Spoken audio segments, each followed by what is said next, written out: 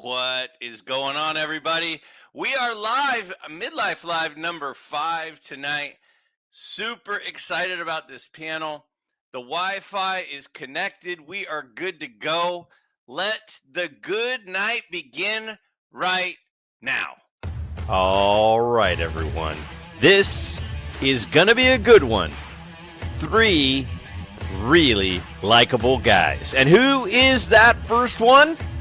Chris from Missouri. The one, the only. Hello and welcome to my very first YouTube video. My name is Chris from Missouri, and I want to start a YouTube channel. Hello and welcome. Chris from Missouri here, bringing you another video about vintage baseball cards. In this video, I'm going to show you some cards. Matter of fact, I am going to show you the top 50 cards in my collection. Thanks for tuning in, and I'm pretty excited about being able to host this tonight. And I don't want this to be the grumpy old guys. It's really the seasoned guys. I collect baseball cards and football cards. Well, speaking of Don Livestream, he called me a clown on his video today, and so it's going to be gloves off. Hey, thanks for having me on, but I guess there goes the neighborhood, huh? Got the NFL playoffs coming up. Are you betting on the Chiefs to win, or what are you thinking here? I'm just trying to figure out who's going to finish second. Well, he's lucky he's in the chat and not on here. You get anything good? Did I get anything good? Yeah. Oh, I got a sore in my mouth. We shared a drink last night. Remember, this is just a hobby. Collect what you like. So who should join Chris and myself? How about Theo, the Clemente Collector? Can't wait to spend some time with him and Chris. Those two will go at it. What's up, everybody? Welcome back to my channel, Clemente Collector. I need your help. Thank you for being here. Thank you for being here. I see you. Welcome. Okay, guys, breaking news. Theo's about to go on to give a speech on how he will improve the hobby and make the hobby great again. Let's go to it now. I really don't know. I need your help. Today is a very, very important day for the hobby. Chris from Missouri here, bringing you another video about vintage baseball cards. What is an oddball baseball card?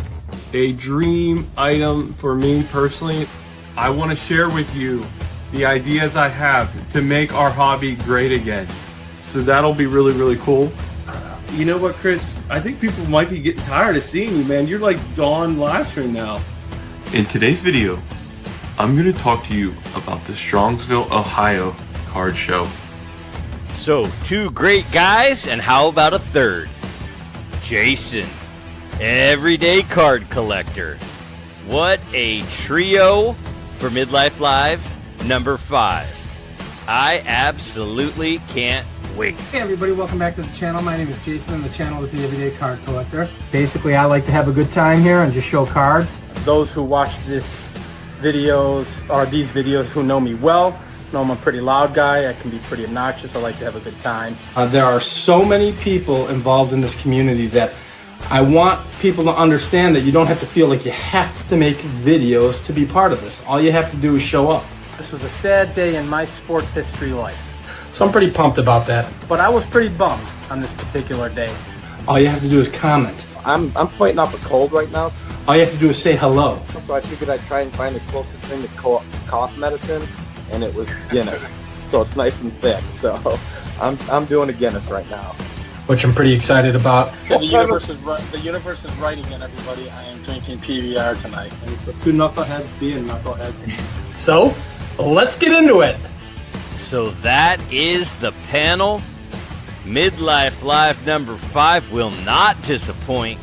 3 of the most likable guys on YouTube.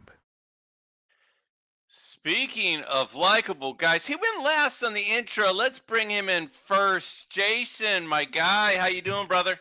Greg, thanks for having me on, my friend. I'm gonna have a blast here. You know, we've got 3 really great guys in Chris, so this is gonna work out perfectly. Oh, now we got to have Chris hang out a little bit longer backstage then and stew on that one. Theo, how are you, buddy? I think Greg's frozen, unless it's me. I'm not frozen. Am I frozen, Jason? No, you're not frozen. I think it's Theo. I'm good. I heard Chris's dog was going to be on tonight, so I wanted to be on the show. Oh, Chris's dog. Interesting. He did a whole video about his dog, actually. If you haven't seen that recently, you should check that out. His dog, like he said in that video, he could do a stand-up sketch on it. He did one in Strongsville 2024, and that was a lot of fun. So let's bring him out. How you doing, Chris? Well, listen. First of all, on that intro, if something happens to me and they do a life story about me, please don't allow Theo to play me as the character. Golly, that makes me want to go work out and put makeup on. And then with Jason on here, I feel like the bread on a turd sandwich. But other than that, I'm doing pretty good. That's not what your wife said when she saw me with the Chris from Missouri. Oh, well, we're going after each other earlier. I said you guys were going to be going after each other, and Jason likes to say, "Let's get into it." We got Mookie checking in too. The chat is already just absolutely fired up. 3 frat house alums plus me, but I did win the cornhole tournament, right, Theo?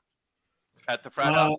There was fumes getting in my mouth. I couldn't even. I don't know who won. I really don't. I don't think there's any record of that whatsoever. There's definitely a record. There's definitely a record. Okay, somebody farted. What do you mean? There's fumes getting in your mouth? What are you talking about there? So Chris, it was dark and we didn't have any lights, and so somebody turned their car on, and Theo was over by the exhaust pipe, and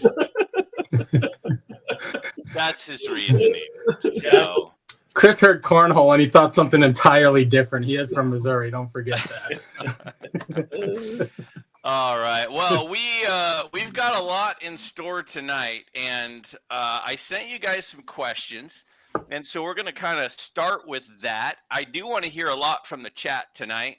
My dad is attesting to the cornhole victory, so Coach ain't gonna lie. Coach was there. That's true. Yeah, he was. That doesn't count. Losers make excuses, Greg. Exactly. All right, so let's pull up the stage here, and I'm gonna get myself down at the bottom. Okay, so first, I asked you guys a question, and this was the most polarizing question responses, so I wanted to start with it. And I asked you guys, collectors are too focused on big names and Hall of Famers. Is that something you agree with, something you disagree with? I mean, that's a thing that I've noticed is some of these like second tier Hall of Famers and like quote unquote minor stars, guys that were all stars seem to be going super cheap right now. So I wanted to see what you guys thought about that. And the response was interesting to say the least. Chris agreed that people are too focused on big names and Hall of Famers, and Jason strongly disagreed. Chris is the Hall of Fame collector. This is crazy. So let's start with Chris. Come on, let's go. No, I want to go with Jason because strongly disagree is a strong statement. So Jason, tell us, why do you strongly disagree here? I strongly disagree for several reasons. I think we tend to put ourselves, we're all part of this community, and that's kind of a bubble within itself. And there's a ton of people out there who don't watch any YouTube who collect, and there's modern collectors, vintage collectors, pre-war collectors. And within that entire group, when you start to really look at the hobby as a whole, if you were to take just a small sample size of the content creators that we know, there's a lot of people collecting players that aren't quote unquote the big hit players or the big main four or whatever it is. You've got Jay Average Vintage Collector doing a Battle of the Bulge collection. I collect non-Hall of Famers for White Sox. There's just a ton of people out there. Newer channels. Reverend Steve collects. I think it was Manny Sanguin. He was asking John Mangini, hey, what other cards does he have, if I'm not mistaken? So that small sample size within our community tells me that there are people out there truly collecting what they love, right? It's only a hobby, right, Chris? So we don't all need to go after Hall of Famers like Chris. Sometimes we collect other players, and I think it's out there way more than we think it is. But when you're in this community, everyone is showing the big boy card and the big hit and the cards that, you know, attract people to viewership and being interested in stuff like that. Now, Chris, to that point, you consider yourself a Hall of Fame collector. In fact, in a few minutes, we're going to talk about how I asked you all to define how you are as a collector, and you said you're a vintage Hall of Fame collector. But you're now saying that you agree that people are obsessed with Hall of Famers. What gives? Come on, Chris. Well, I think there's a lot of guys in the vintage stuff like me. I mean, eventually, if you're a vintage guy and you start peeling, you're going to get rid of your stuff. I believe, in my opinion, you're going to keep your Hall of Famers last. If you were a set collector and you're going to have to make some room someday to you know, but let me go. Out of all the questions that you put for us, this is the one that I didn't like the most because. Well, let me tell you why. And I actually put some thought into it. So see if this makes sense to you. Yeah. I don't care what anybody collects. I really don't. And Yeah. So to me, I'm a fat guy. So to me, this is like going to a baseball collecting is like going to a prime rib buffet. I take my family to a prime rib buffet. I pay extra for it. Let's say I pay $50 for this all-you-can-eat buffet. And I go after the prime rib. My wife goes after the prime rib. My son goes after salad. And my daughter goes after cornbread. That's it. I sit there, if I stew about it, and think, golly, I paid all this money for this buffet or all this money for this cards. And these damn kids of mine aren't smart enough to get some prime rib and get some stuff. They get cornbread and all that other stuff. But we leave there.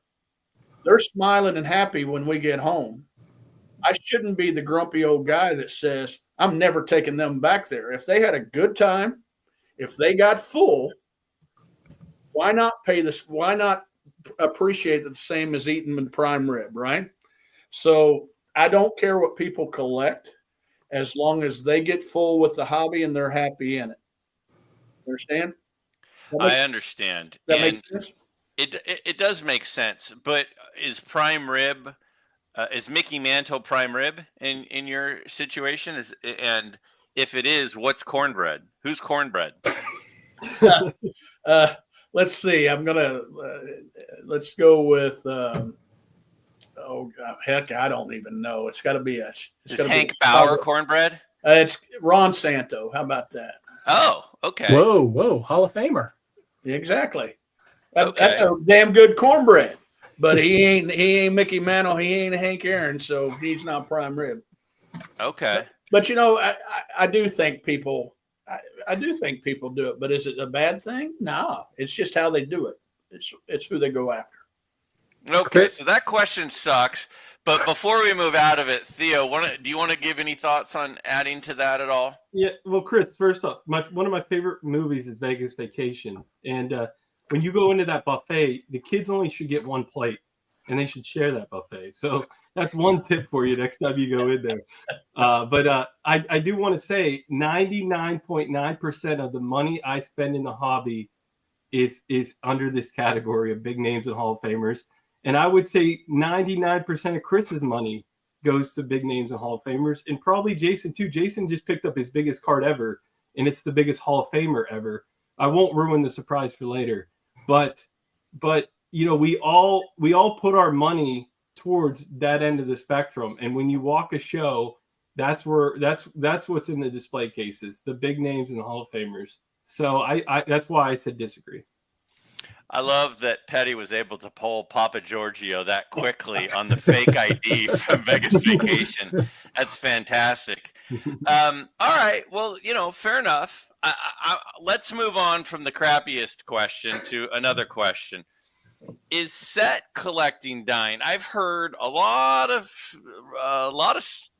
talk over the last couple of weeks about how people have only been into chases, and they've only been into the chase for the big names, and nobody cares about building sets, and nobody ever really did.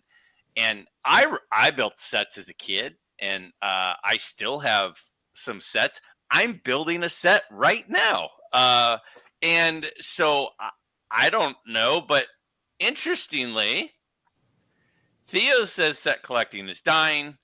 Chris and Jason say it's not. So there's been a lot of talk about this. Theo, you're the odd man out. Tell us why set collecting is dying. Yeah, sure. So first off, dying's a rough word because dying implies that it'll eventually be dead. I don't think any part of collecting will ever be completely dead. So that's where the question is a little bit clickbaitish, but it's totally fine. But I really feel like the vintage hobby is totally on an upslope right now. Since COVID, I feel like we're going on an upslope. I feel like set collecting is on a downslope. So to me, you have a downslope and an upslope. To me, that means that it's in the wrong direction. And one of the reasons why I think set collecting is in the wrong direction is I think grading. I think grading is more popular than ever. And at $20 a card, it is not affordable for somebody that's a set collector to grade their cards anymore. So I think that's one reason why it's dying. I think another reason it's dying is I think it's a little pricey. Nobody wants to nickel and dime their budget on, I hate to say it, but the common cards in the set. I know it's a bad word because nobody's a common, but nobody wants to nickel and dime their budget to buy commons in the set. So when you go to a show, what I'll ask you to do is I'll ask you to look at who's buying the stuff, who's buying the cards, who's in the binders for the sets, and are they sitting in chairs? Because there's a good chance they're probably sitting in chairs, and they're probably the older crowd, which isn't a bad thing. There's always exceptions to the rule. Jake's in here. He's a set collector.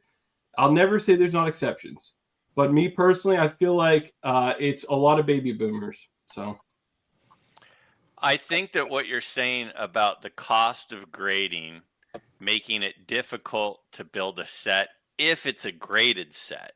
I definitely agree that those guys that are chasing the high PSA set registry sets, it's not cost effective anymore to try to build a high grade PSA slabbed set because back in the day when it was like $6 a card to get it graded and now it's 20 or 25, I think that makes sense. But a lot of people that build sets, like we have some friends in the chat right now that are building sets, and most of those sets of the ones I'm aware of aren't graded. Chris, why is Theo wrong? Well, one, he couldn't have sounded more like an ass if he tried. Because I was on a video.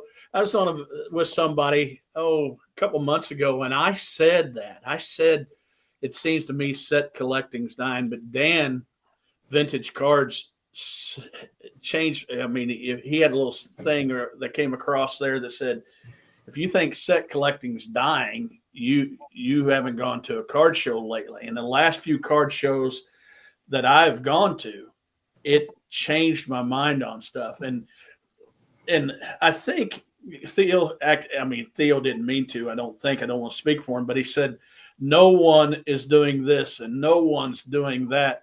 And that's what some of those big influencers came out, and was just grouping everybody into something and saying no one does this. There's rich guys out there set collecting, and they don't give a rat's rear end how much it costs to get that card graded. They're getting good cards graded, and they're spending premium money on higher grade commons even, which does not attract me at all.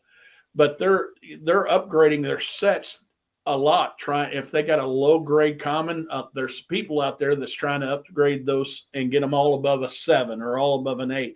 So there are those kind of people there. I went to the Kansas City Sports Card Show, and there was supposedly 500 tables, but the person that says that can't count.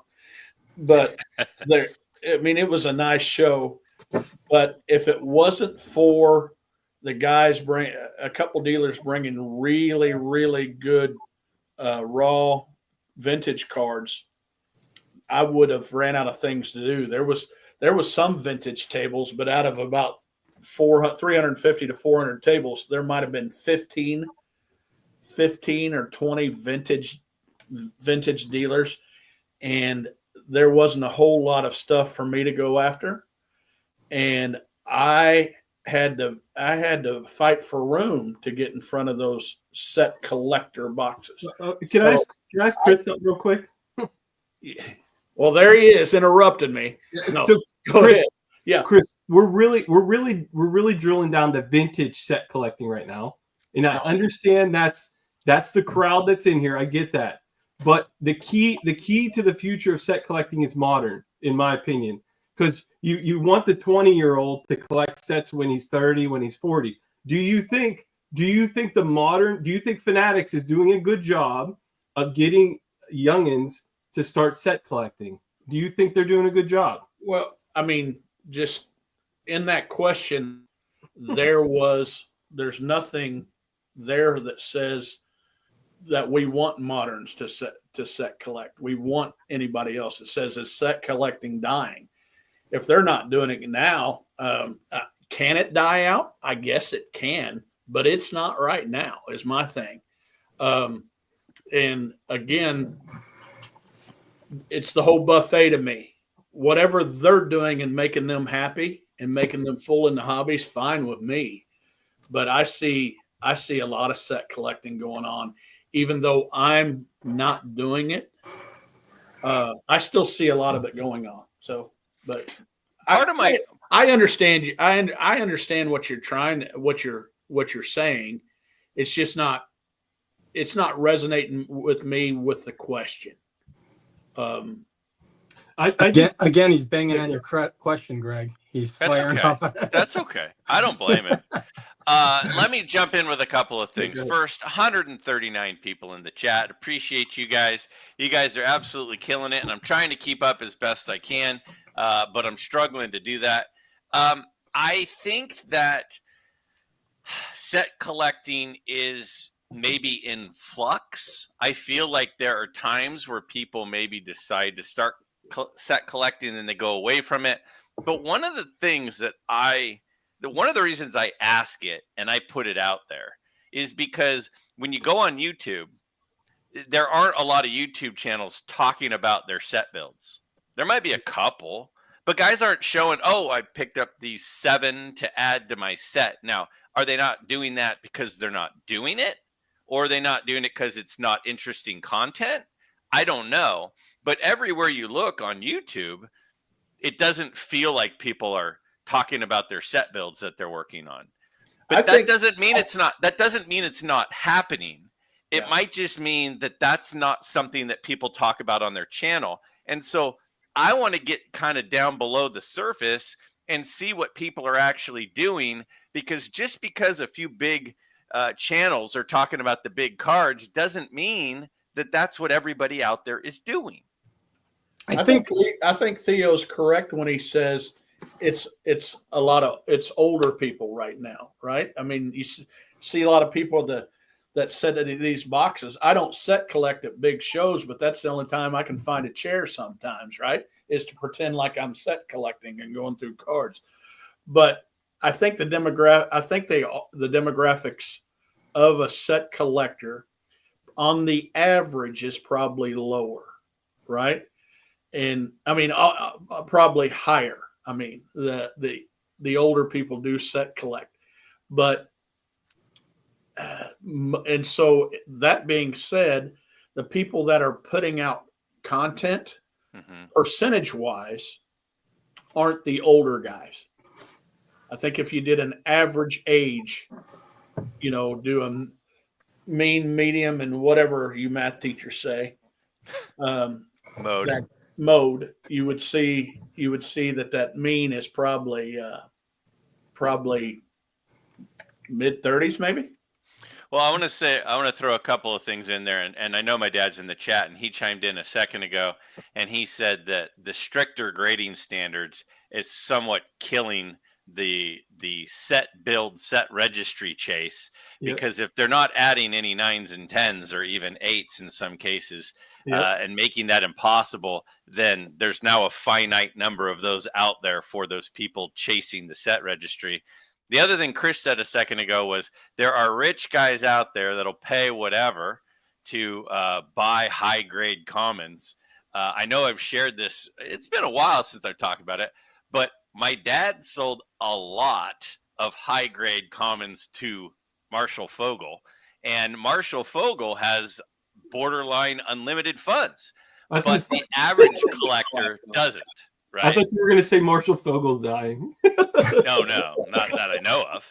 I mean, well, he might be. I don't know. I think you have to look at it in the context of what we're talking about. So, what started the question, Greg, was there were a couple big name YouTubers out there, and I know who you're talking about, that were asking the question, is it dying? Well, the focus, to Theo's point, I would probably say that set collecting is the older generation. I think I saw Keith, Lonely Basement, say, hey, I'm Gen X, and I'm sitting at those chairs. Keith, Gen X is old. I'm Gen X. We're old. So that we are considered old at this point. But I don't see, to Theo's point, is Fanatics doing a good job harvesting set collectors? No, because Fanatics doesn't care. Fanatics is out there pumping as many different sets out there as humanly possible, so that all these people can go into their breaks and gamble in the fashion that they're gambling and get the 15 Bobby Witts and the 50 Ellie De La Cruzes and the one-of-ones. So I don't think they are doing a good job building set collectors. What I will say is that, Gen X generation before that, maybe a little bit after that, that's the way we were taught to collect, right? Everybody was taught, oh, you want the whole set. That's how I started. And as things mature, you find out there's other ways to do it. You also find out there's other things to collect. So is it possible that set collecting can stay around for a while? It is, because the hope is maybe some of these young kids who are collecting modern right now, they start to veer towards vintage, and they start to see the avenues of vintage. And then that might become another set collector in the future. When you go to these card shows and you see Stan's booth, he's got a whole section of his binders, and that section is always packed. Anytime I go to local shows and I see the set collector, the set dealers out there, there's 4 or 5 guys in a chair. To Theo's point, they're older. They're my age or older, and they're picking through there. It's not 12-year-olds, but they're out there. And as far as grading goes, I think a lot of set collectors out there collect ungraded. Mikey, G's Mikey, he's one of the few who shows his sets and how to do it on a budget, right? How to just fill that, get that low grade card, even if it's a superstar, just to build that set. And he's done it. I think he's built the 52 set twice. So minus some of the huge cards, obviously, but I think it's out there. I think it is a loaded question when you say, is it dying? Because you're right, Theo, that you're making the assumption that it will die. I don't think it'll ever die. Right. I just think it's going to shift, and it might diminish a little bit more. But a lot of the guys, Rocket Rick J, all those, we can go on and on. Dan's Vintage PC, he collects. I can, out of all of our friends of the big group that we all know, there's a good portion of set collectors in that group. Yeah. Can I ask let me ask a question here, Greg? Knock yourself out. So aren't we to the point now that it looks like there will always be more modern collectors than vintage collectors? And doesn't that make the hobby strong? Because even if less people go to vintage than drops out of the hobby, there's going to be more people are going to drop out of the hobby than stay in the hobby. Mm-hmm. Because I believe there was a lot more of us that collected cards in the day that still collect cards. How many times you hear somebody say, oh, I used to collect a little bit when I was a kid, but girls got in the way, life got in the way, right? So there's less people that hang on to that thing.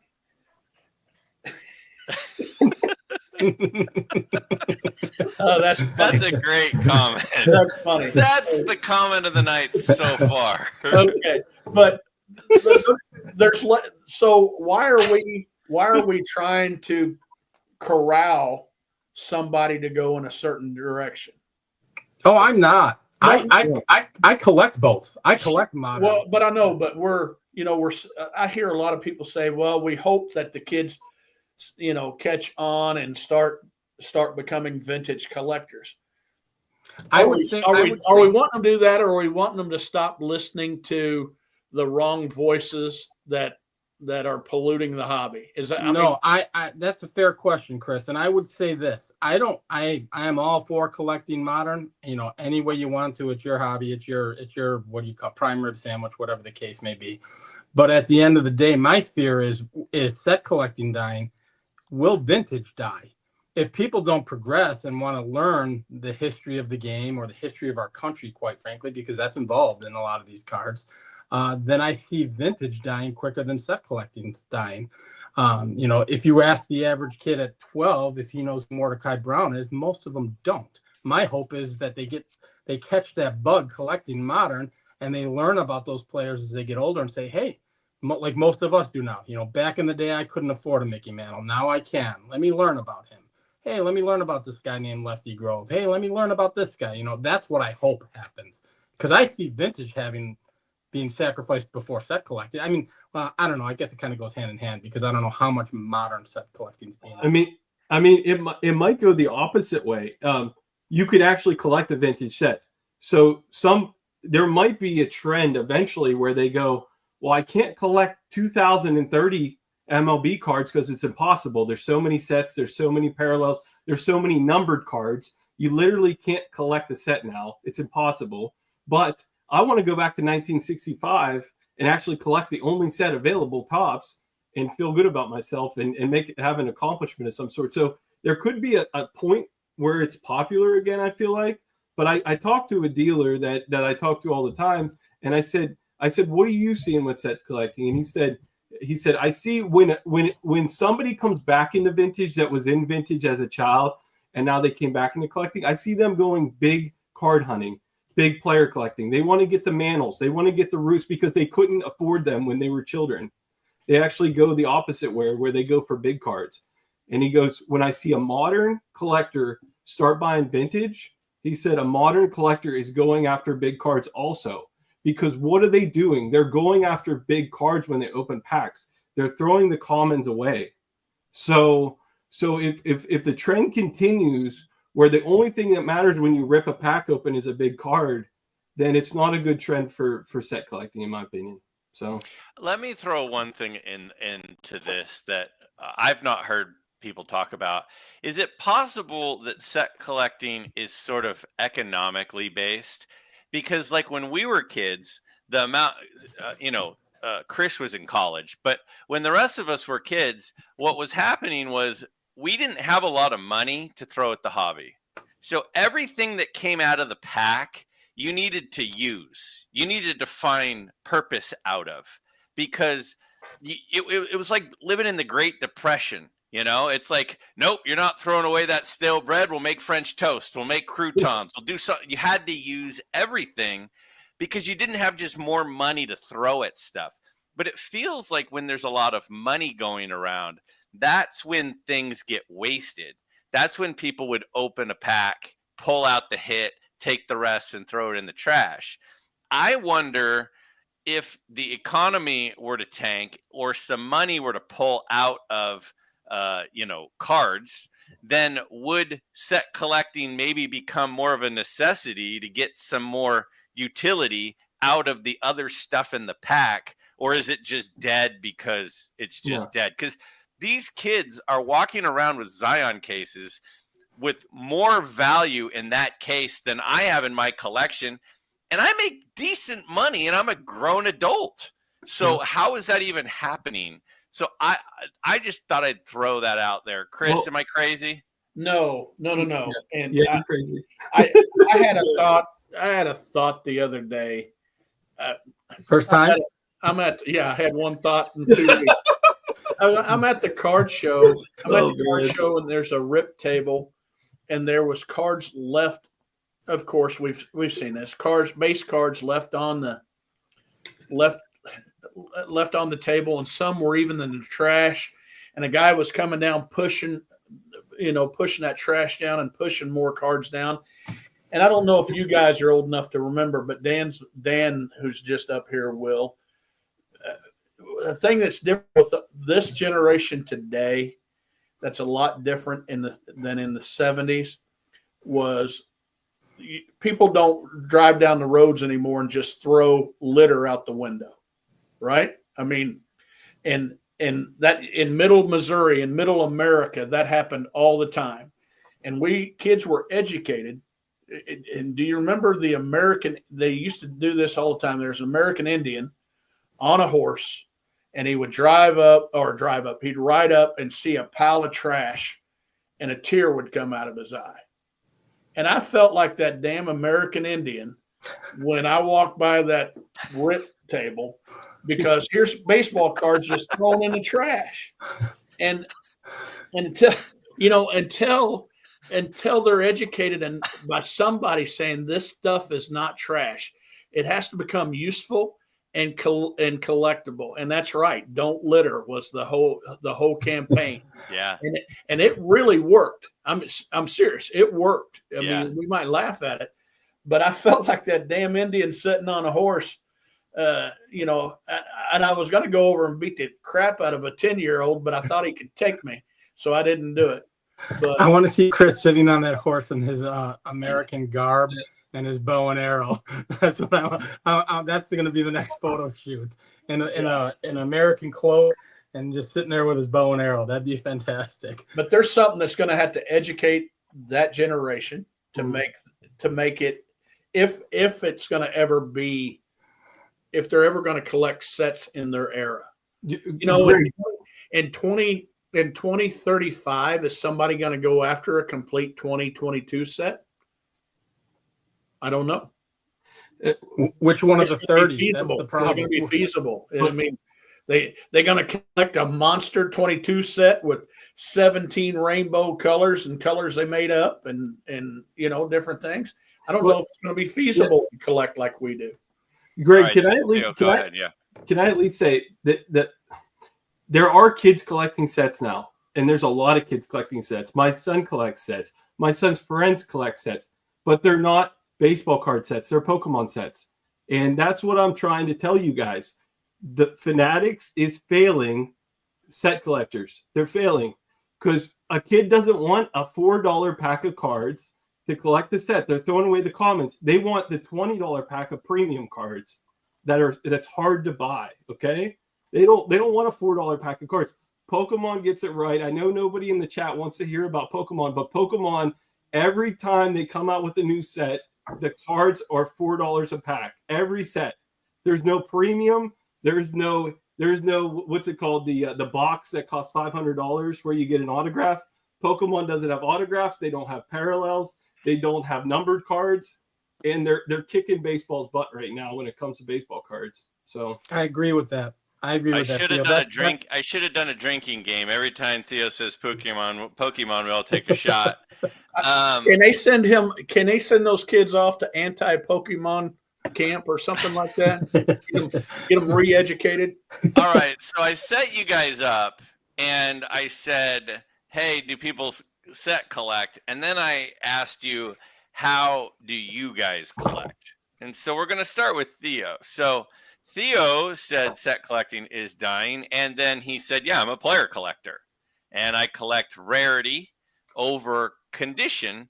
And the cool thing about what happened over the last 2 months is each of you got one of the biggest, most special cards in your collection over the last couple of months, all three of you, which is kind of interesting that that's happened.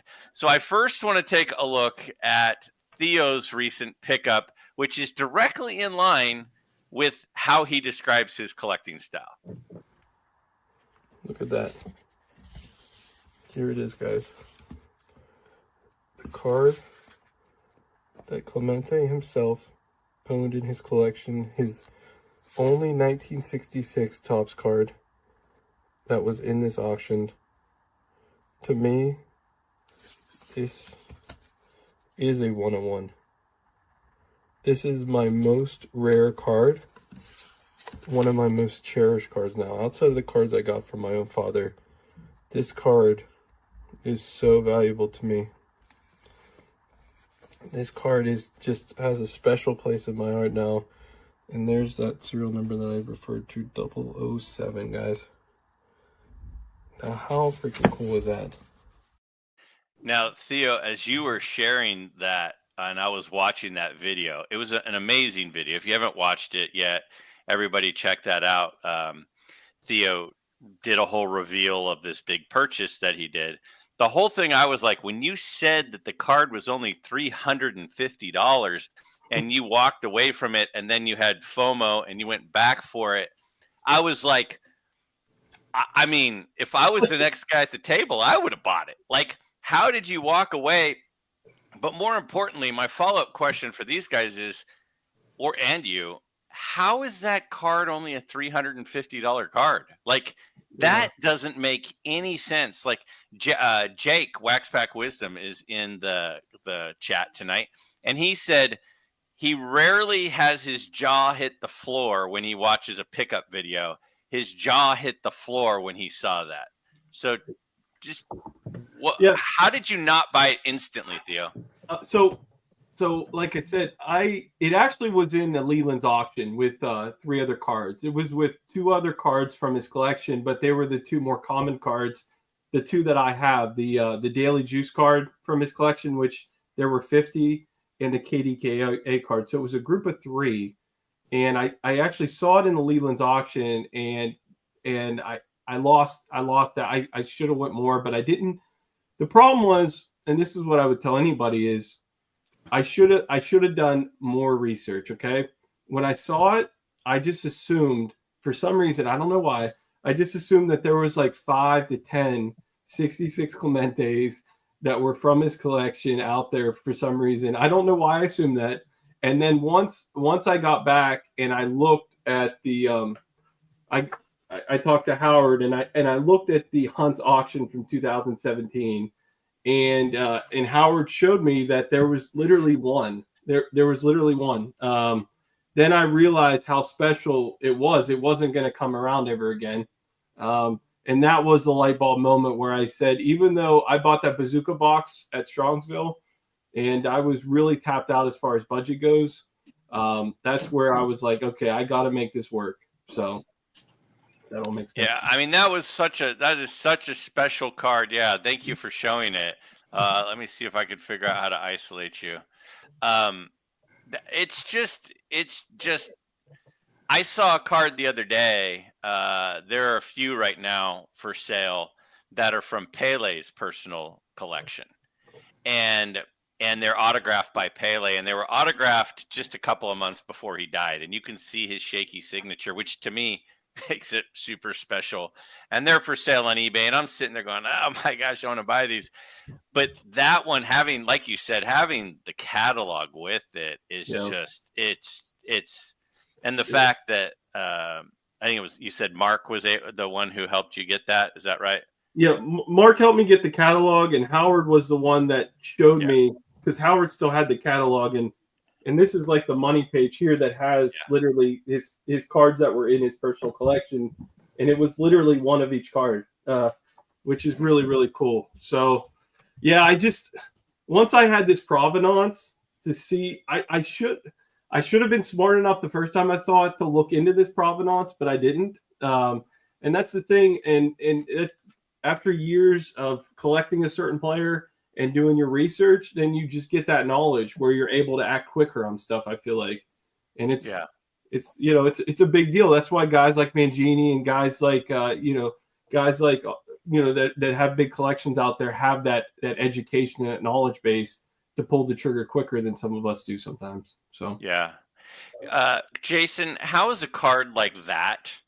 How does a card like that only have a $350 price tag on it? I don't know. I saw the video and it still blows my mind. I can't believe it. I don't know if it just got overlooked because it wasn't an auction, and maybe people aren't looking at the details of it and just saw that it was a 66 Clemente and didn't think much of it. But I mean, to have that provenance in the manner that Theo has it now, it's insane. That's virtually priceless to me, as in my eyes at least, especially if you're a Clemente collector. So that's just crazy. Yeah. Let's be real here, guys. Theo knew his wife was going to be watching that video and going to be watching this video.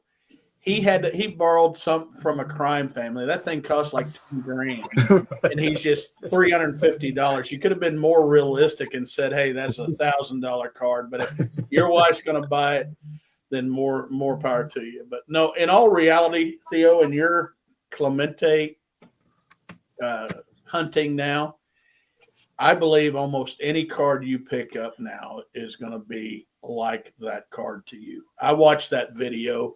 And I thought, I'm so glad you got that card instead of somebody like me, right? It wouldn't mean as much to me as that card means to you.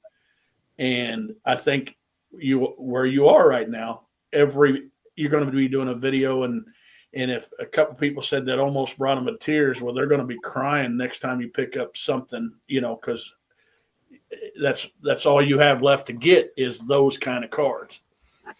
It's interesting because, as Theo is Theo might be my first friend in the hobby. Very early on. Take me off of here. I didn't even know who Chris from Missouri was. Oh my gosh. And I knew Theo, and he's one of the first friends that I had in the hobby. And I am genuinely so happy about your pickup, and the two that we're going to look, the one for Jason and the one for Chris here in a second. And that, to me, I literally am getting the chills right now. Literally, I'm getting the chills right now just thinking about how cool that is. And to me, like, when I go to Strongsville, if I don't buy anything, but I'm just walking around and I see Tony pick up his Gehrig, and I see, Orlando pick up his Cobb, and, a Wagner for Petty, and you see these guys picking up stuff. It's not as good as getting it yourself, but it's pretty darn close. At least it is for me. And that's part of what has made this whole thing fun, is like seeing the joy on your face with that is just incredible. I appreciate that, guys. That's one of the things. Like, if I never started a YouTube channel and stuff, like first off, I don't think I would have went to that card show. I literally had $100 in my pocket. I know, Greg, you've been in that situation before. I made a big purchase, and I said, I'm going to go to the card show just the community aspect. Maybe I'll find a bargain out there, film a video to share with other people that can't get to the card show. And then just like I said, that I met Howard through YouTube. I met Mark through YouTube.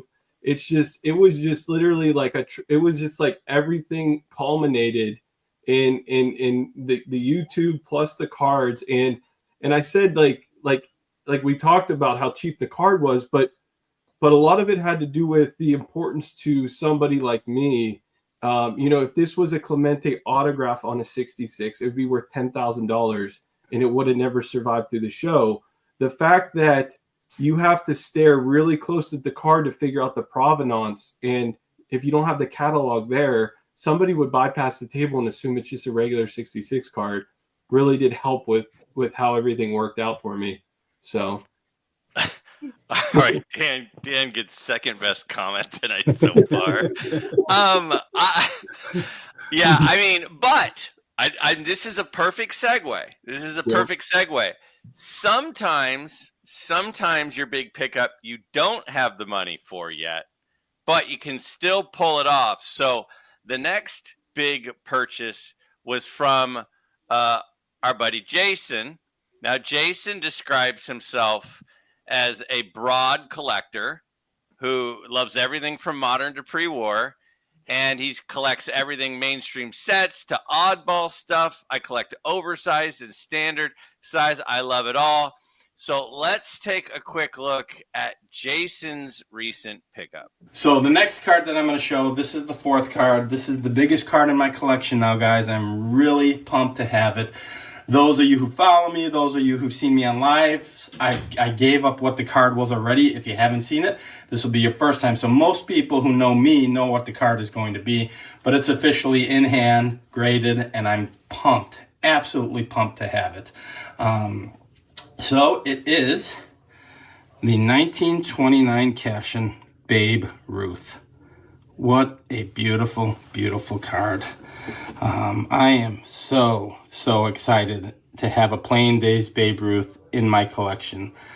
As a quote unquote everyday collector, guys, in my head, the thought of having a Plain Days Babe Ruth, it's always been there, but I never thought it would happen, particularly when I was younger. But as we get a little older, we're settling in as a family. My kids are finished with college now.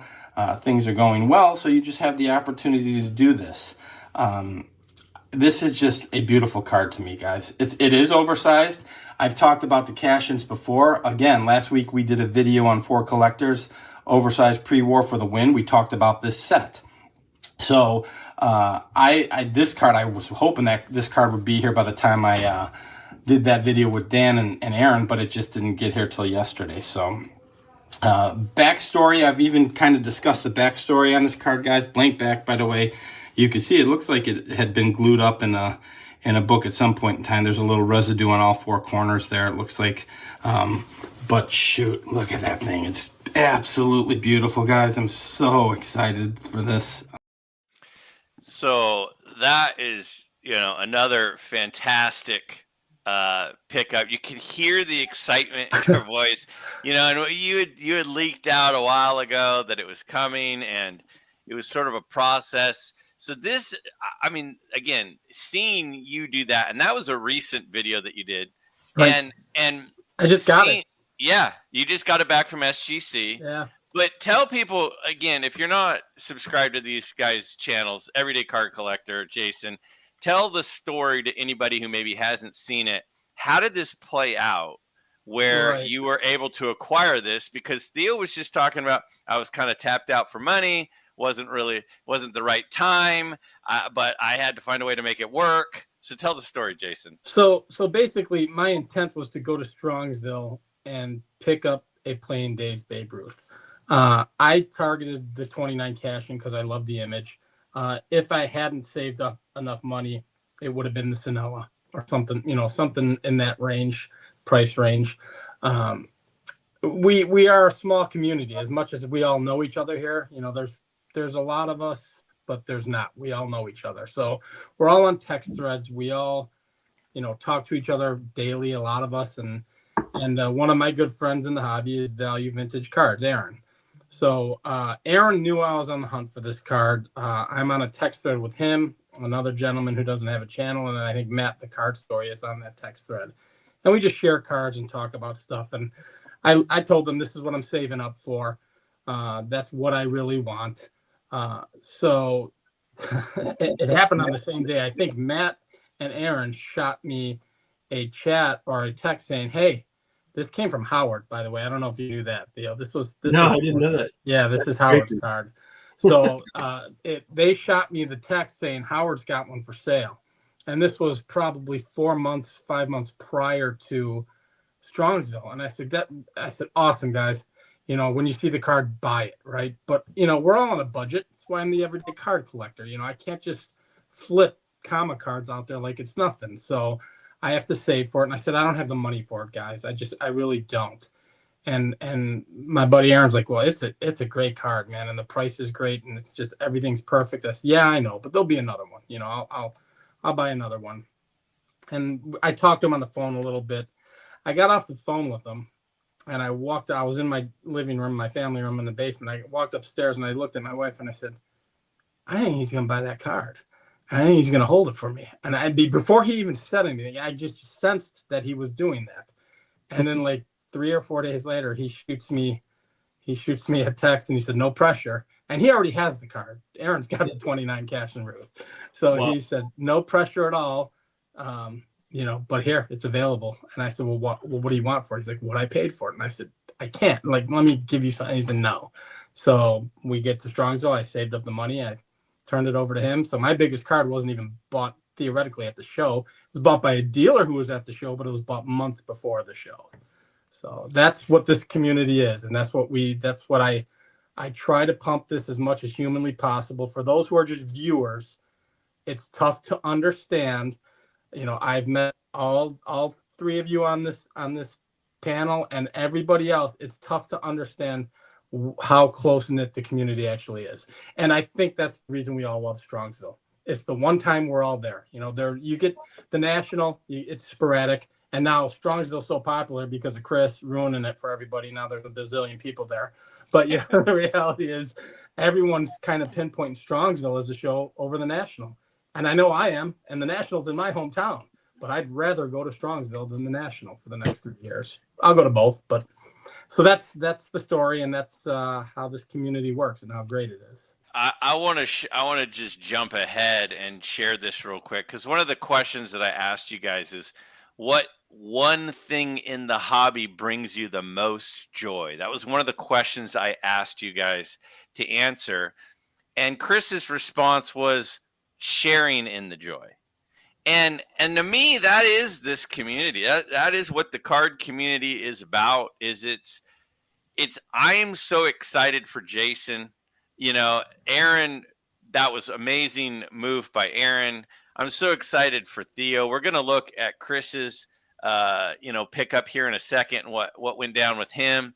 But I mean, Chris, when a guy picks up a card like that, and I'm assuming you watch people's videos. I don't know, but you don't watch me, Greg. Hey, Greg, I'm really happy Chris strung a sentence together there for you. That's really good. At least if for a second there you're watching that clip and you can just hear how happy he is, and you're saying sharing in the joy is the best part. Like tell me what you mean by that. Like, tell me, when you see Jason going through this, what are your thoughts? Handsome man. That's the first thought. Not bad for what he has to work with, is what I think. I come at different angles because everybody's different. Some people, you're close enough to, that they want what something is they want. Matter of fact, they share it with you, or it gets out there that they're looking for this. And when he gets it, the first thing you want to do is call him and congratulate him, or just you're like, man, way to go. That's awesome. And some people, they pick up a little card and they show their excitement, and it gets you excited. And maybe, like, again, I go back to this one a lot. I remember Stephen with a PH picked up the Jackie Robinson. I had that Jackie Robinson, and I've shared stuff with people that aren't in the hobby, like, hey, I got this Jackie Robinson, and oh, that's cool. I get that from people that aren't card collectors or aren't in this hobby. Stephen picked up that Jackie Robinson, and next time you saw him, you couldn't help but be excited, and he couldn't help but show you, and then you see how excited he is, and it's like a guy getting ready to tell you a joke, and he's already laughing before the outcome comes, and it gets you all excited, and you're laughing, and he hasn't even finished the punchline yet. And to me, I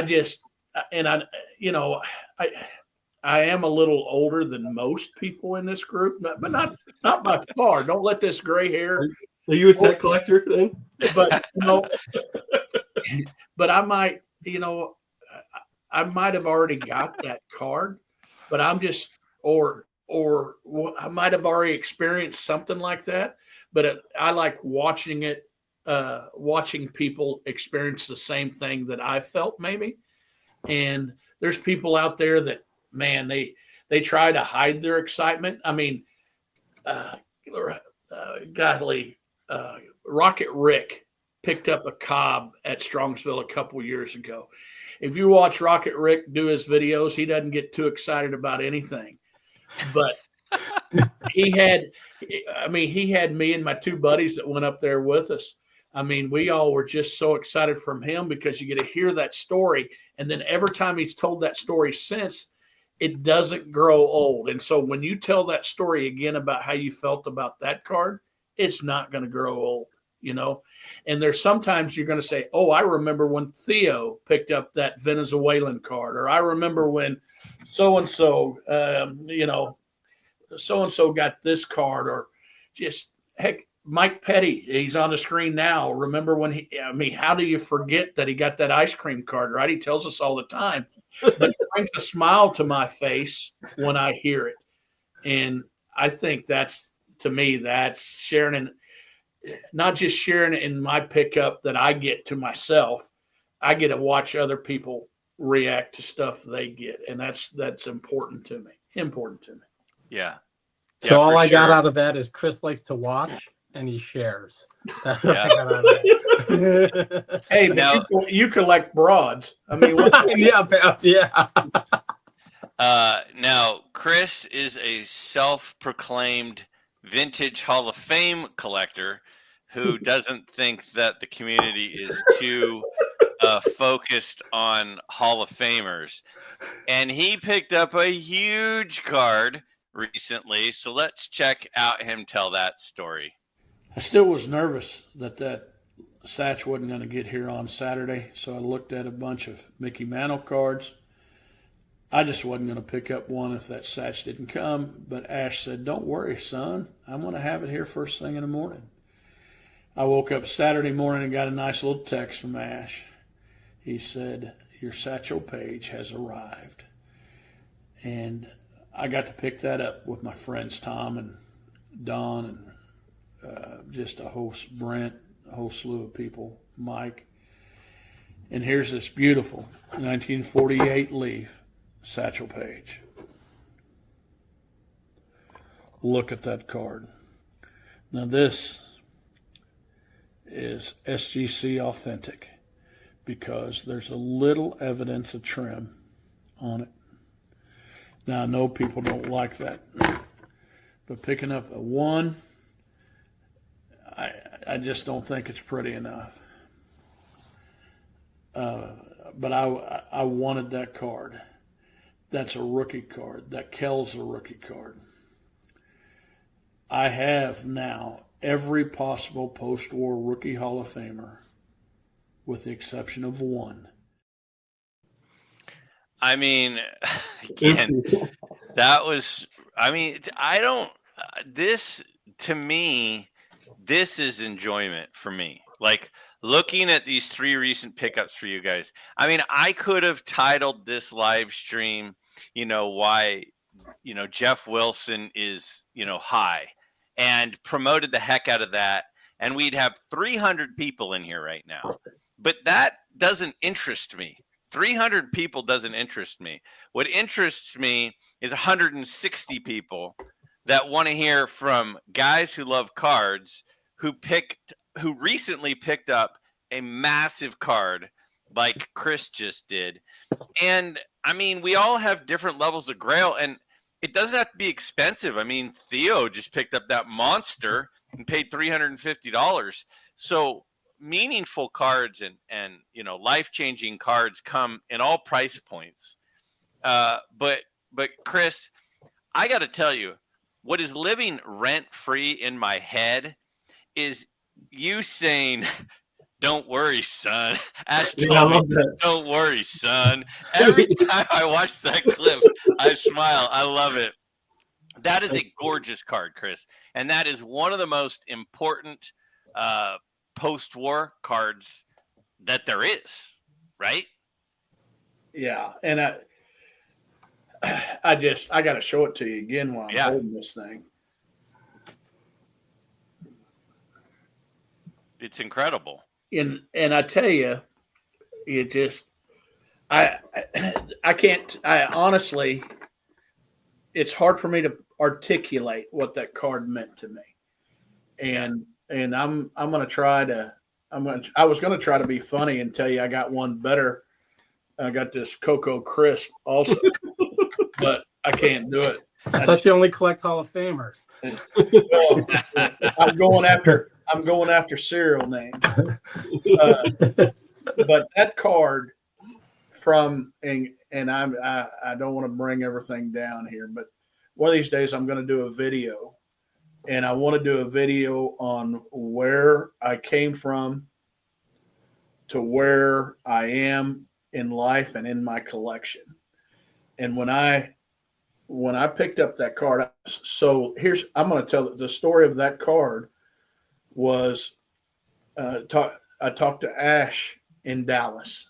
Now he's one of many good dealers out there, and I do this when I go to big shows. I take some money with me, and I take some trading power.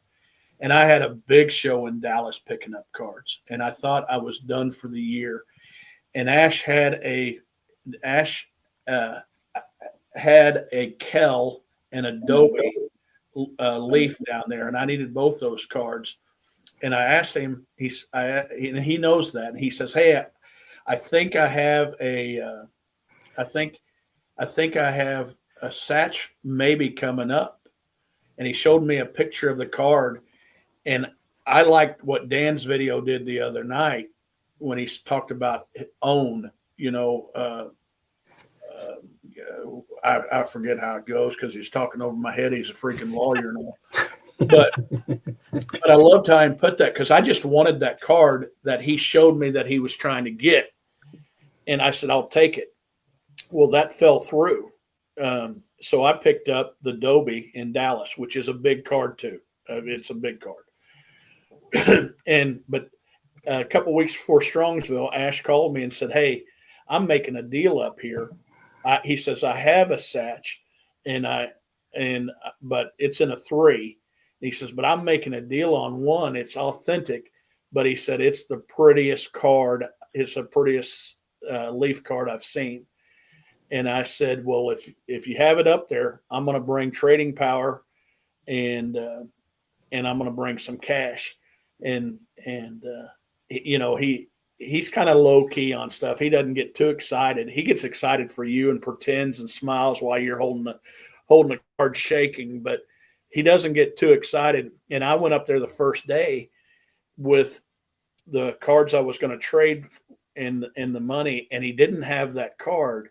And that's why I was like, oh man, I don't want to not buy a card up here because I have this card. But I also don't want to go spend part of my budget that I now cannot afford this card on the next day.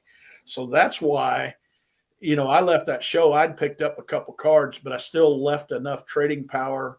I had a checkbook too. And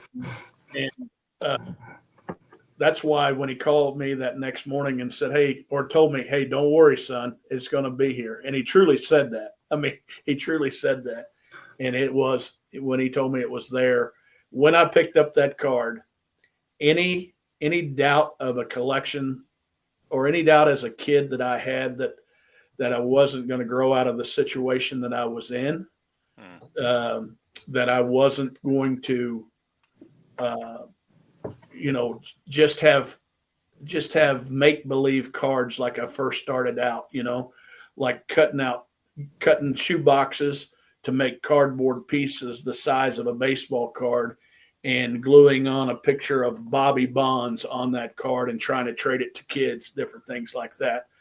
I now want to tell that 8-year-old kid, "Hey, just hang on, son. I'm going to get you a Satchel Paige someday." Yeah. I mean, and that is such a cool part of Chris's story, is he doesn't talk about it a lot. He's talked about it a little bit, but he wasn't the kid who was going around with the Zion box with $80,000 worth of cards as a kid. Like, Chris has come a long ways, and so sometimes people just see a guy acquire a card like that and go, "Oh yeah, must be nice." No. This is a lifetime of working and collecting and building and working and jobs and careers, and to get to that point And that is part of what makes it so special to see you acquire a grail card for just about anybody, is hearing where you've come from and where you've gotten. And it's real. It just makes it cool. And to me, this is what I love the most. And that's why I wanted to, include some of this stuff. Theo, I haven't heard from you in a while. What's in your head right now? I was going to say, it's funny. I was going to say a lot what you said, because I talk to Chris all the time. He's one of those guys I call on my way home from work, and we talk about cars, we talk about YouTube, and for a second there, I was worried that he was going to downplay a little bit about the achievement that it was to get that card, and he brought it home at the end, which I appreciate him sharing with everybody. I think a lot of times a kid gets out of college and they try to buy the same house that their parents bought. They think that they're able to achieve that goal immediately, and they shouldn't do that, right? They shouldn't spend that money already. And Chris scratched, he clawed, he traded, he sold cards, he made deals, he worked his butt off. Even after he retired, he became he owns his own business, and that was a lifetime achievement card for him. And I love the fact that he waited to get that at the end too, where it was just that much more meaningful. I know how much it means to him. It means more than words. So I'm so happy for him to get such a great card. So congratulations, man. Thank you. And I want to throw in there an understanding wife too. Yeah. Oh, your wife is very understanding. We know that by now, Chris. Oh yeah. I mean, look at Chris. He overshot his skis. The minute she said yes, he overshot his skis.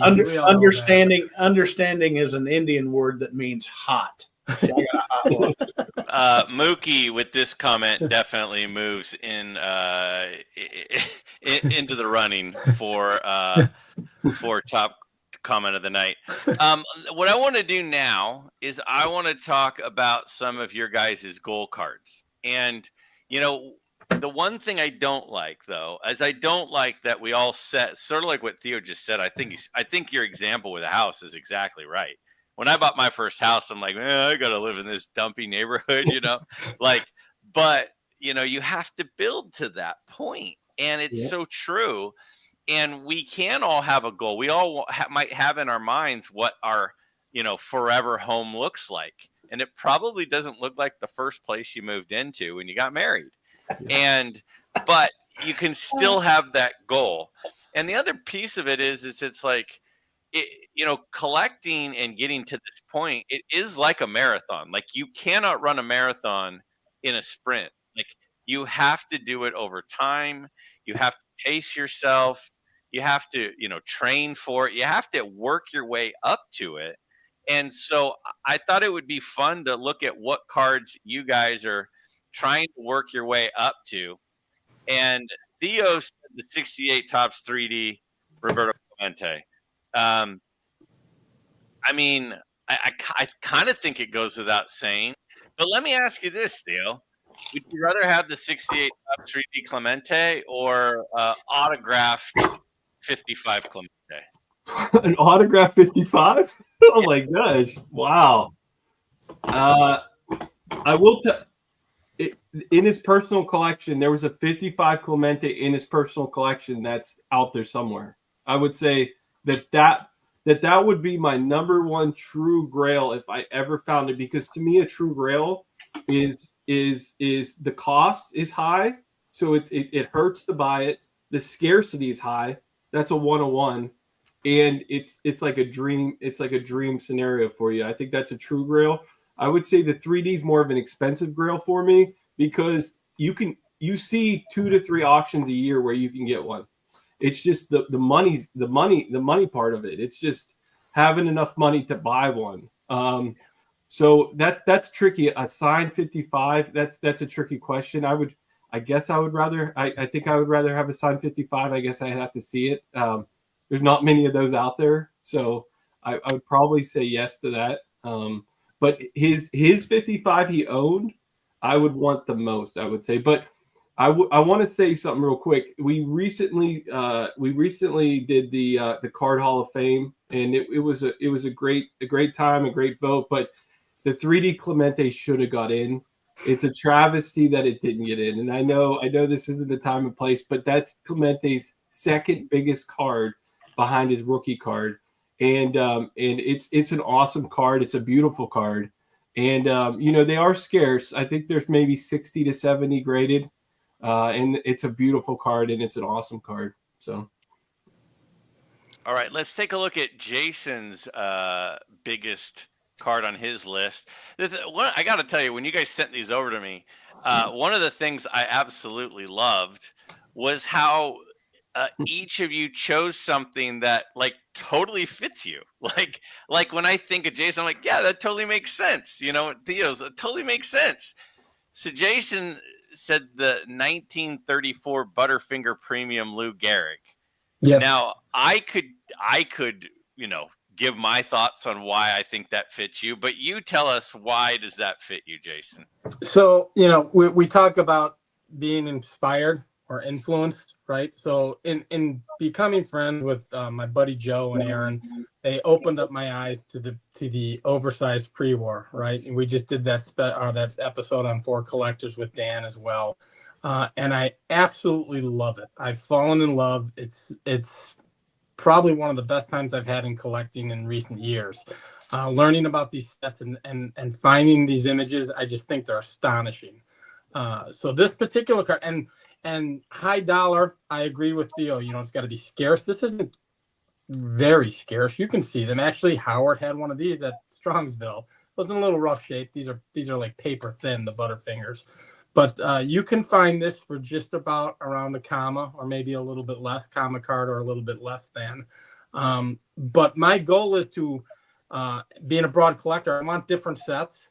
I want great players in different sets. My thought was initially maybe I'll do the 29 cash and run, and there's a Gehrig in that, which is a fantastic card. I'd love to have that as well.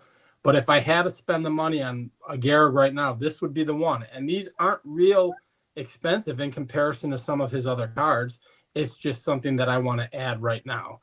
Grail card is always a slippery slope for me because it can change from week to week and month to month. My Grail card was a Plain Days Babe Ruth. Then I picked the one that I really wanted. Right now, it's a Plain Days Gehrig, and if I had to pick it today, that's the card that I would purchase. And actually, I'll be on the hunt for that. I'll actually go on the hunt for that. A little more steady and a little more with a little more vigor, like I did with the Ruth. Because reality, guys, everyday card collector. That's the name of my channel. I'm always buying. I nickel and dime myself, and the Ruth was the first time in my life that I really said I'm saving for a card. I've never done that before. When I bought my 56 Mano, I had the money. I brought X amount of dollars to the National, and I purchased it. Bigger cards for me. I see them, and when I see them, I just buy them if I have the funds. I've never specifically put money aside, and that's what I did with the Ruth. I enjoyed that, and that's what I want to do with this and a couple other cards down the road. But right now, off the top of my head, that's why that oversized pre-war stuff is really got my juices flowing, if you will. And I know that gets Chris all hot and bothered, but that's where I'm at. I love it. I think that it really tells this. It just fits you. I mean, it's like I think of you. I think of cards like this, which is, I don't know. I think it's cool how you can start to learn just through a channel. I mean, you and I have only hung out maybe 3 times, the National and then the 2 Strongsvilles. Yep. But just through your channel and our interactions, I'm like, oh yeah, this is the kind of stuff he likes, and you've been veering even more and more that way, and it makes it fun, and it makes you, want to root for you, and then when you get it, it'll be exciting.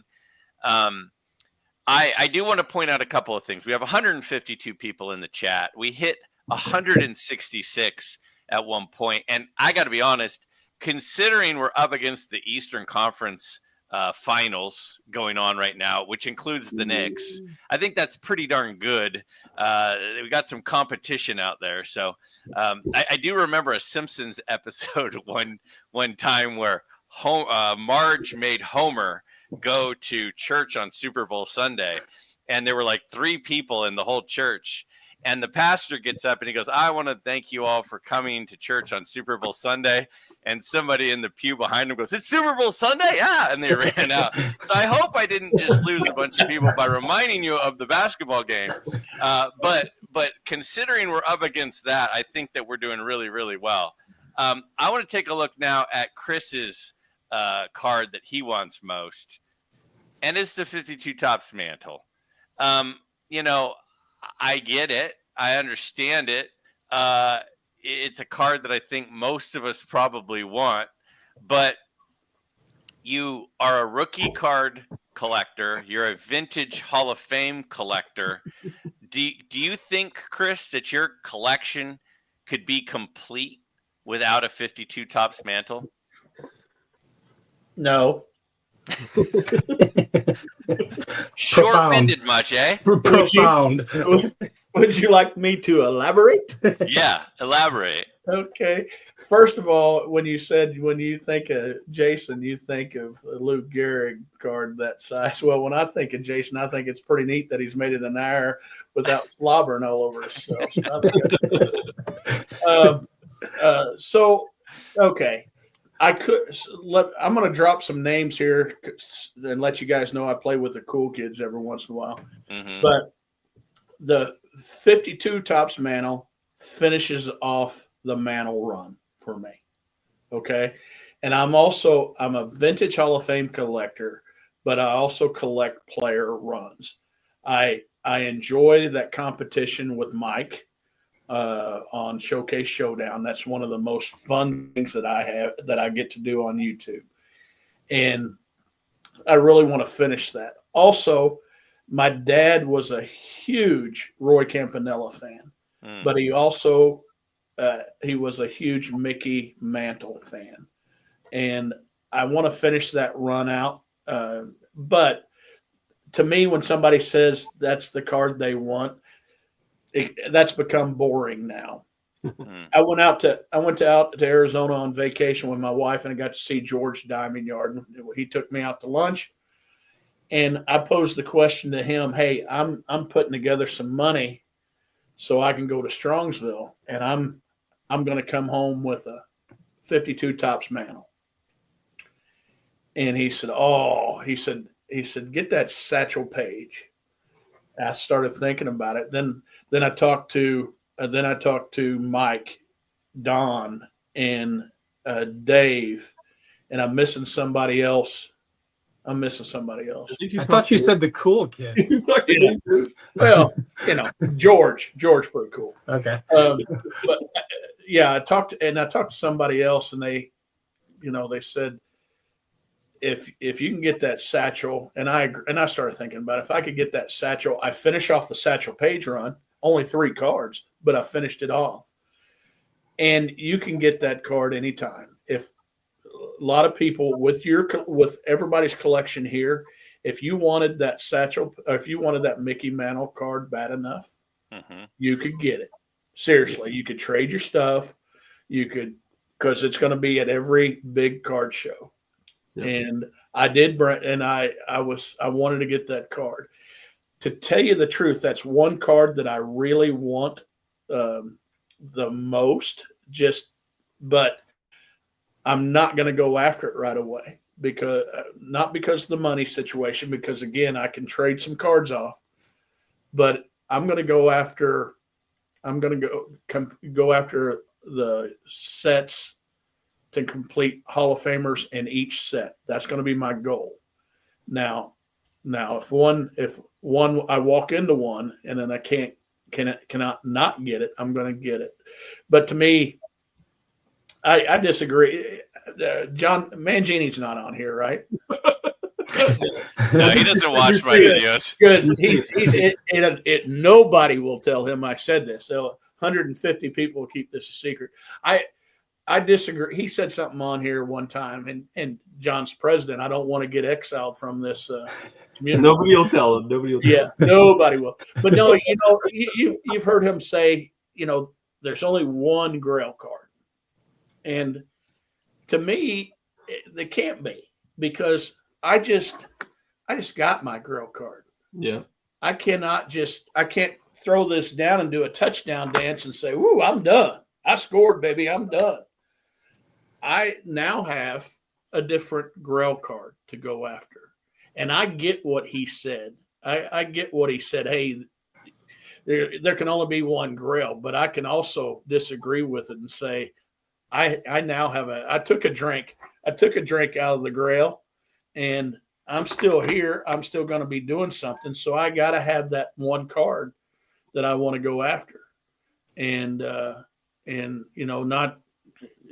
not to pick a fight or anything. I'm just saying I've changed my grail card now, and that grail card is going to be the 52 Tops Mantle. And if I walk into one at Strongsville or at a big show and get one, guess what? My grail card is going to become Willard's Chocolate Babe Ruth or something different. Something different. So I didn't mean to be boring on the choice of that card. And I know by the looks of it, it's not a rookie card, but it will.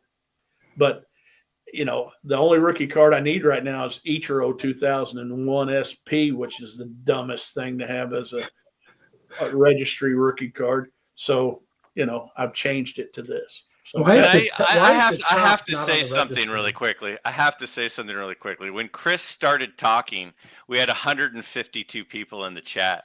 When he finished, we had 161. We jumped up 9 people in Chris's monologue there. do you That's need me to because take people off fell asleep. They need fell me to take asleep. off some clothes to get some more? Yeah, So, right. before we go to the audience or the chat for any questions as we start to wrap this up, we've gone an hour and 26 minutes. I did have to throw this out there. I went to ChatGPT and I asked ChatGPT to make a picture of me and Chris from Missouri. This is true.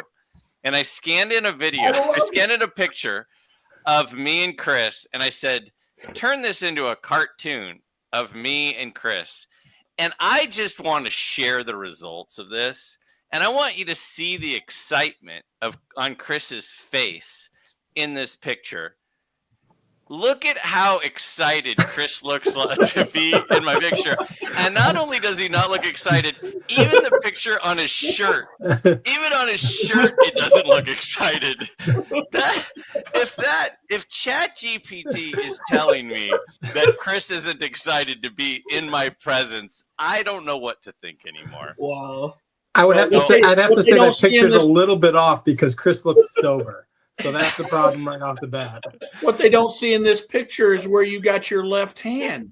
Oh boy, maybe that's why your eyes are rolled back. Thinking the prostate. All right. Any questions from anyone in the chat before we wrap up? We're down to 154 because Chris stopped talking. They woke up. I just, as we're wrapping it up, and if anybody has anything they want to throw out there, yeah, we got the Eddie's. Those aren't pillows coming. Of course, that's a great one. How much caffeine does Greg have in that cartoon? I don't know, but I've drank 2 Red Bulls tonight. It's been a long stretch. But I just want to say, like, you 3 guys, like, I really appreciate you 3 guys coming on. I really enjoy all of our communications, our times talking, our times hanging out. I really it's a Tuesday night, the day after Memorial Day. And I just want to thank you guys for coming on. We're not shutting it down right now, but I do want to say that. I really respect all 3 of you guys. But more than anything, I really enjoy sharing, like Chris said, the joy in the hobby with you guys. Because to me, at the end of the day, sort of like my video that posted yesterday, like that's as much as of the fun for me is sharing in the joy. Today, I spent like 2 hours working on my video which I don't know if it's going to go Friday or Saturday, which is, the show and tell video that I do, which none of you guys posted a thing for, which is fine. But neither did Mookie. But but I do want to I love sharing in it. I love at the National, I love at Strongsville seeing what everybody else picked up. Like that's so much of the fun. And I feel like you 3 are so on board with that too. And that's why I thought that this would be a good group to just kind of talk about What are we after? What have we picked up? Sharing in the joy of that, because I think you three really represent that. So I just wanted to throw that out there. Mookie says he got in because I told him he was late, and then I extended the window for like 10 minutes so he could put it in. I mean, come on, Mookie.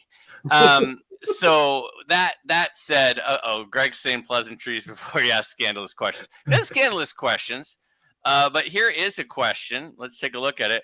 Would anyone trade their whole collection for their Grail card? Well, Chris's collection would be worth way more than that mantle that he was just talking about.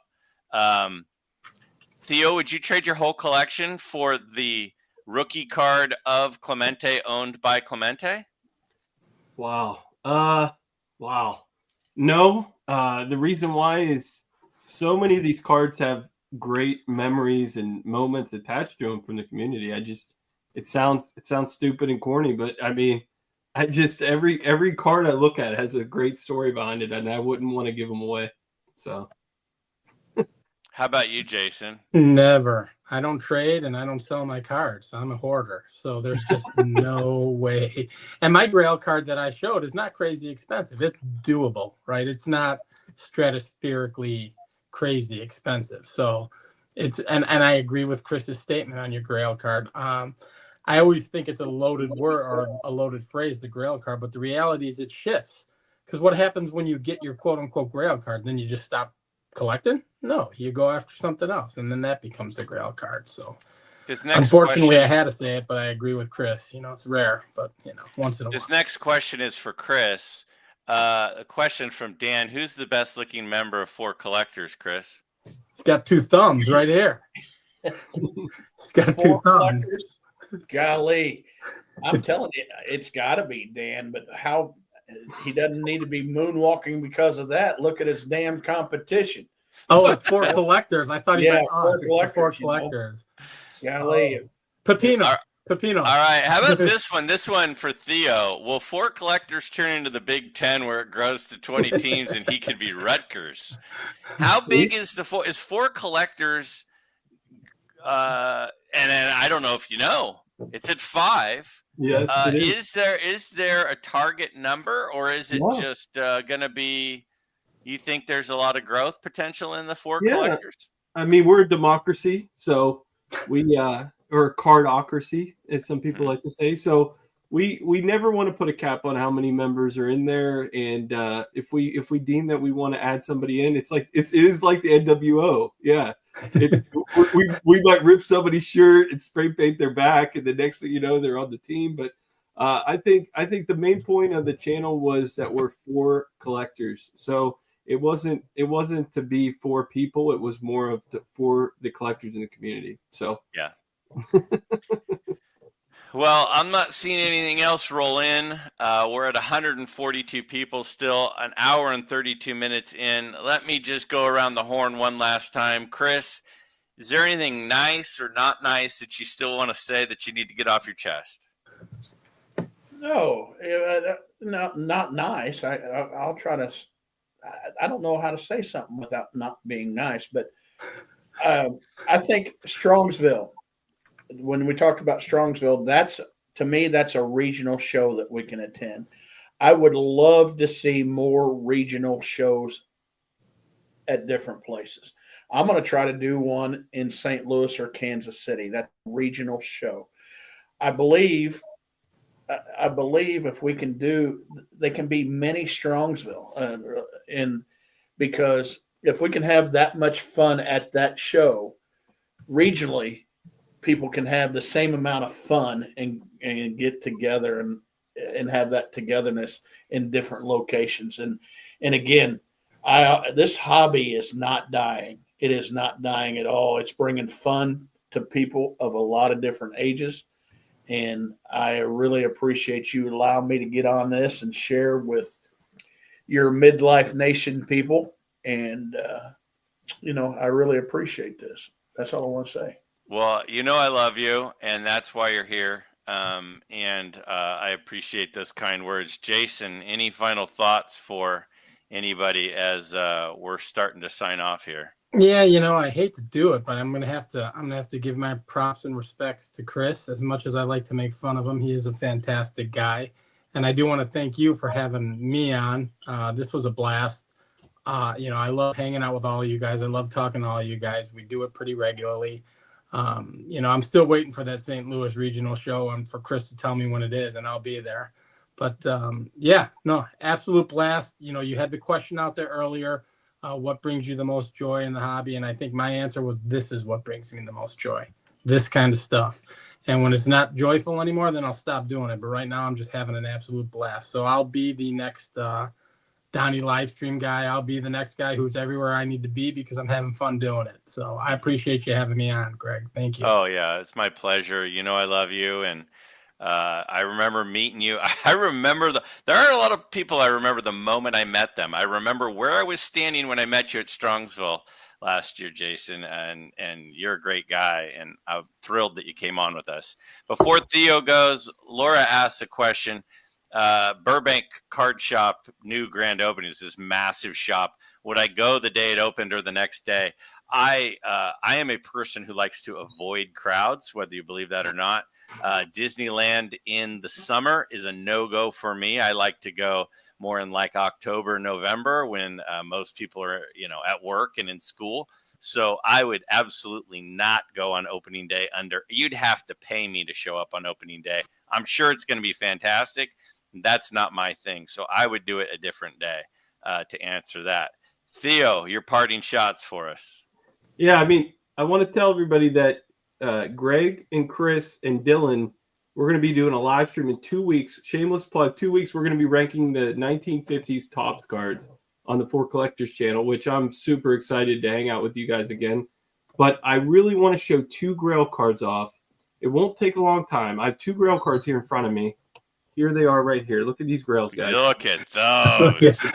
Look Beautiful. at those. I would never sell these. Never.